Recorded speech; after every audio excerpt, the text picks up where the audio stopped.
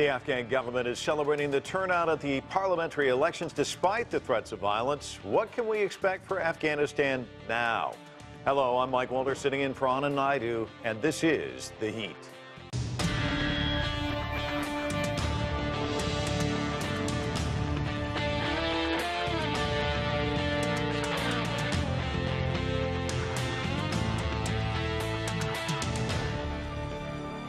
The parliamentary elections in Afghanistan should have happened in 2015, but were repeatedly postponed due to security issues and political infighting over electoral reform measures. Finally, the voting was held over the weekend. It was scheduled for Saturday, but technical issues and threats from the Taliban forced the Electoral Commission to extend the election into Sunday.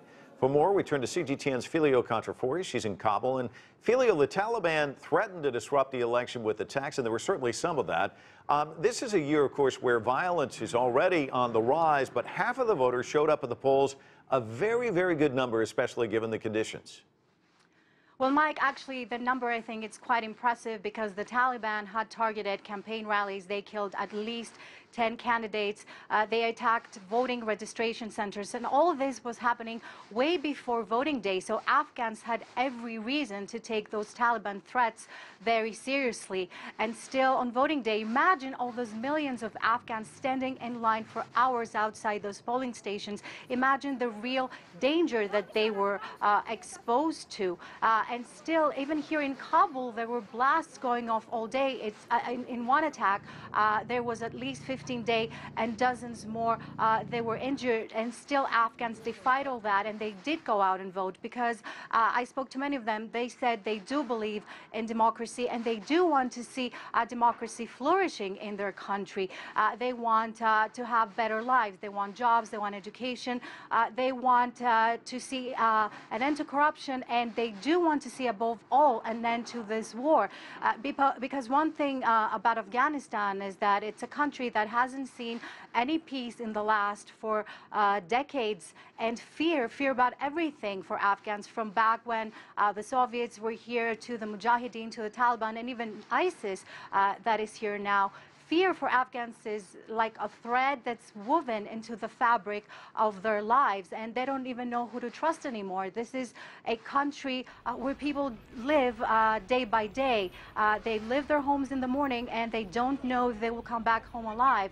There are fathers who can't take their kids to the park because they're afraid that there will be an explosion and their kids will die. So by voting in these elections, Mike, Afghans believe that they can take their lives in their own hands, and it's the way that some change can come in this country. You know, Filio, it seems like everybody's hyper-focused on the violence, and I think to a certain degree, even the fear that you just outlined, but this country is beset with other problems as well, you know, high unemployment, poverty. So talk to me about the hopes of the people. What do they hope this new parliament can deliver? Well, you know, one thing about these elections, and I've been here long enough to witness all that, it's that these elections were preceded by some very passionate campaigning. I mean, you can still see thousands of posters plastered all across Kabul with some very young faces. There have been thousands of candidates, and most of them are very young. They're under 40. There are many women. Also, many of them are very, very educated. They're former journalists and businessmen. And like you mentioned, another thing about this election is that it's the first election to be held here in the last 8 years. It's been postponed over and over because the government wanted to reform the electoral process after the stalemate of the 2014 presidential election. So these parliamentary elections were very, very much anticipated. And Afghans have been very eager to vote in these elections because they want to see a change in the dynamics inside the Afghan parliament.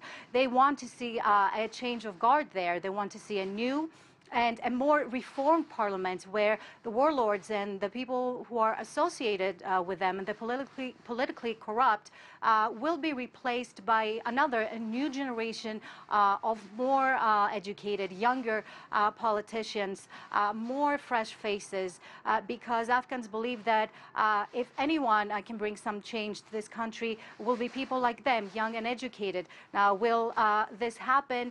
Everybody's now waiting until the final results of the elections are announced by December 20th, Mike. It'll be fascinating to watch. Filio Kontrafouri in Kabul. Thanks so much for your analysis and your update on the voting there in Afghanistan.